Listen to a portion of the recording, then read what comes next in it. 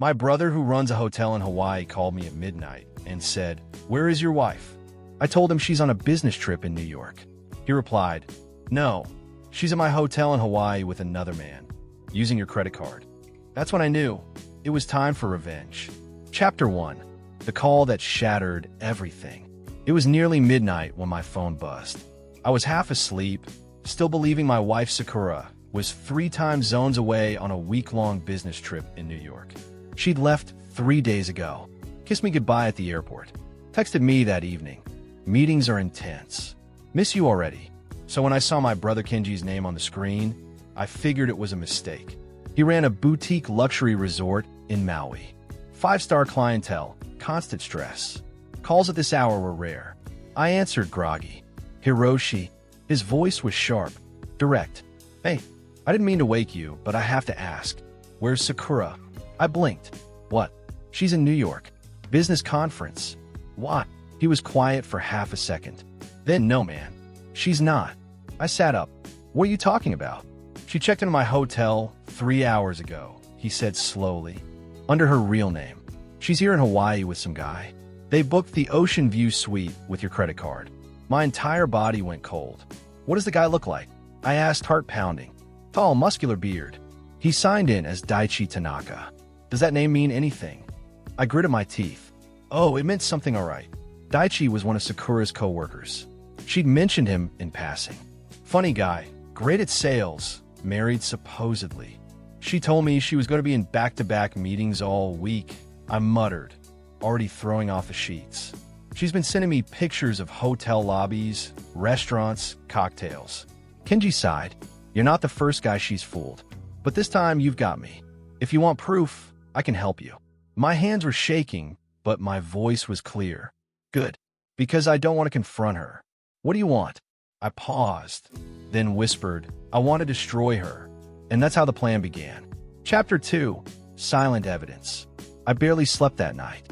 After I ended the call with Kenji, I sat in the living room for hours, staring at the dark screen of the TV while memories of Sakura unraveled in my mind like threads coming loose.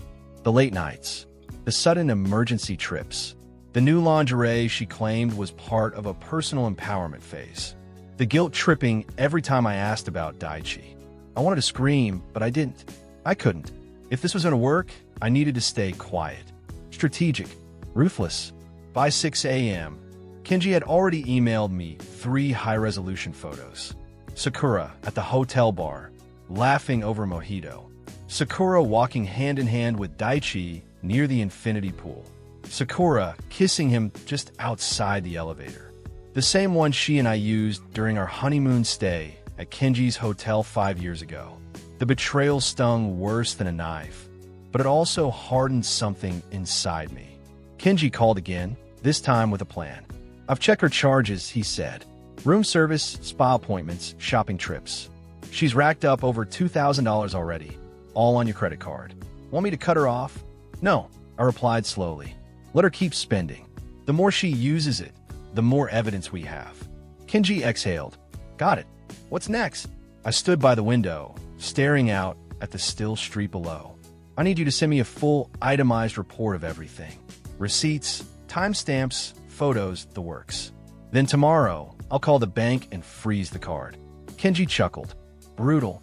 She'll be trapped in paradise with no money and a fake lover." And I added, "Make sure you upgrade their room." "Upgrade? Yes. Move them to the presidential suite. Tell them it's complimentary, part of a promotion. I want her to feel like a queen for one more night." Kenji laughed again, this time with admiration. "Damn, you're serious about this." "Dead serious. And after that, I'll send her the real gift." "The real gift? You'll see," I said coldly. "By this time tomorrow, she'll be begging to come home." Chapter 3. Panic in Paradise. The next morning, I made the call. "Hi, this is Hiroshi Nakamura. I'd like to freeze my credit card." "Yes, the one ending in 9408. Lost or stolen?" "Let's go with stolen." I didn't need to lie. Emotionally, financially, it had been robbed from me the moment Sakura checked into that suite in Hawaii under the illusion of a business trip. The bank confirmed the card was deactivated. No further charges could be made. All transactions from the past 3 days were automatically flagged for review. By noon, Kenji texted me. She just tried to pay for poolside drinks. Declined. She's freaking out. I could picture it vividly. Sakura, sun hat tilted, frozen smile as the waiter quietly told her the card didn't work. Probably laughing it off, assuming it was a glitch. Until the front desk confirmed all cards linked to the account were frozen. An hour later, another message from Kenji. She's at the front desk right now, voice raised. Says it must be a mistake. Daichi's standing off to the side, awkward, not offering to pay. Then finally, my phone rang. Sakura.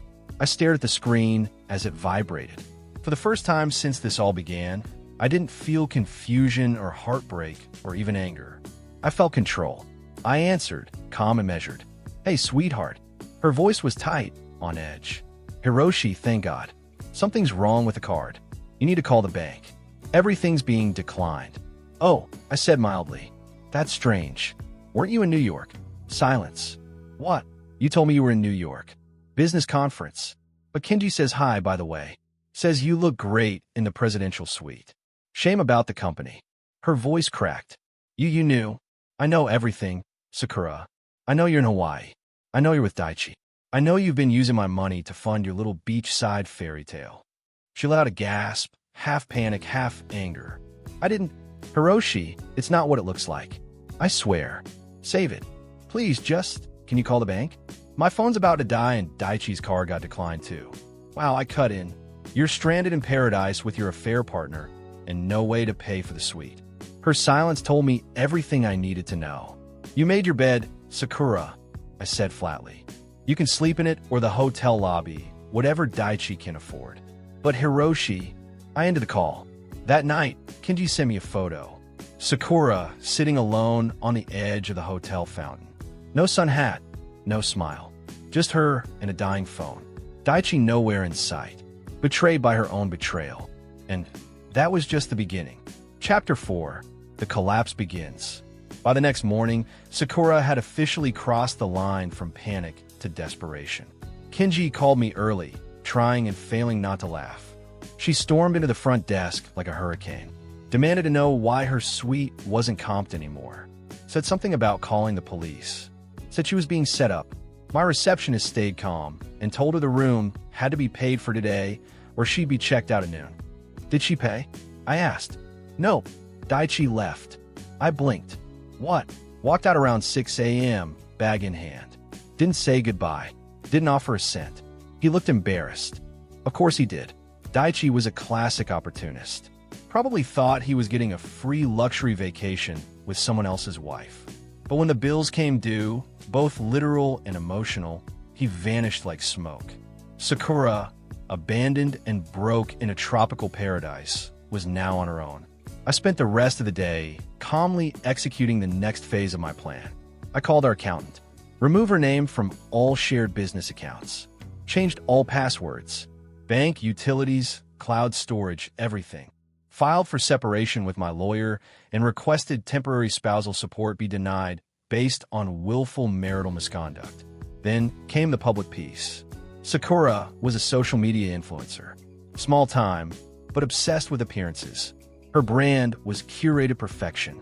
Power couple photos, elegant dinners, behind the scenes of our busy but loving life. So I sent her a message. Not privately. I commented directly under one of her old couple photos. I hope Daichi made the trip to Hawaii worth it. I'll be posting receipts soon. It took about 7 minutes before she deleted the entire account, but it was too late. Kenji had already forwarded me the hotel security footage, and I had receipts, timestamp photos, and her own texts about the New York business trip. I sent them all to her email with a simple subject line. Everything you built just collapsed. That night, Sakura called again, this time from a borrowed number. Hiroshi, please, she said softly. I need a ticket home. I don't have anyone else to call. Sure, I replied. I'll book one right now. Her voice lifted. Really? Absolutely. I smiled. It'll be a middle seat, red eye, no checked bags. And when you land, your bags, your apartment key, your access cards, your name on everything will be gone. A pause. You're not serious. "Oh, Sakura," I whispered. "You seriously underestimated who you married." Then I ended the call again, this time for good. Chapter 5. Welcome home, Sakura.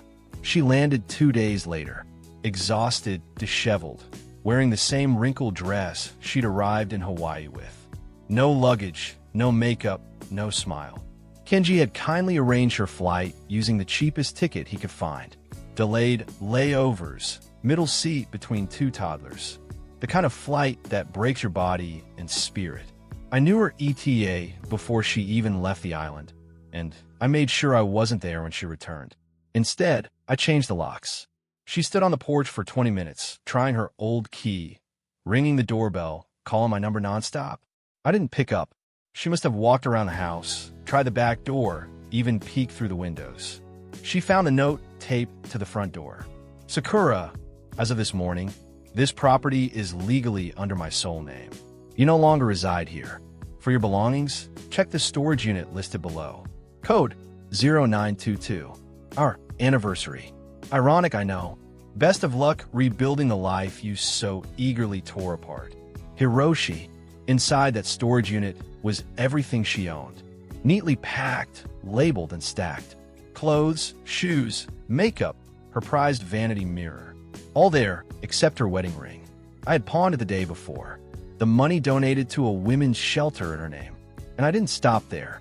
Her corporate job, the one she bragged about constantly, had been notified. Not by me, but by Daichi's actual wife. Apparently, Sakura had violated several HR policies by fraternizing with a client, falsifying travel logs, and using company funds for personal use. I received a text from a mutual friend a few days later. "Dude, Sakura's been fired. Completely blacklisted. You weren't kidding when you said she dug her own grave." I didn't reply. Sakura, now unemployed, homeless, and ghosted by her affair partner, had no place left to go. She tried calling again, sent a voicemail. "Hiroshi, I know I messed up, but please, can't we talk? I miss you. I miss us." I didn't mean for it to go this far. I saved the message, not to reply, but to remind myself how deep her betrayal had run, and how far I'd come since the moment that phone rang in the middle of the night. Chapter 6. The final word. It had been nearly 2 weeks since Sakura returned. She'd tried everything. Voicemails, texts, emails. She even reached out to my sister, my coworkers, my college roommate. Always the same message. "Please, just one conversation. Just let me explain." But I didn't need her explanations. She wasn't sorry for what she did.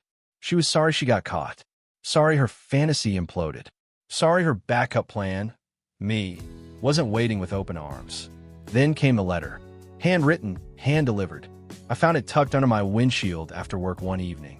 "Hiroshi, you may not believe me, but what happened wasn't what I intended. It wasn't supposed to go that far. I was confused. I was feeling neglected, unseen. And when Daichi paid attention to me, I made a mistake.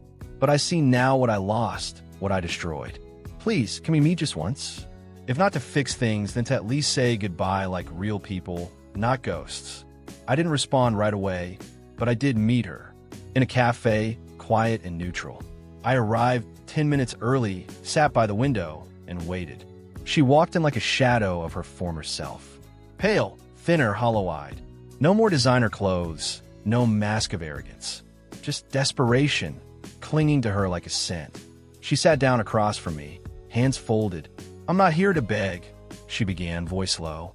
"I just wanted to look you in the eye and say I'm sorry." I let the silence sit. Then I spoke. "I believe in you, Sakura. In us. I would have done anything for you. Worked late, paid the bills, supported your career, loved you even on your worst days. But you didn't want a partner. You wanted someone to praise you, to fund your lifestyle, to clean up your messes while you flirted with chaos." Her lip quivered,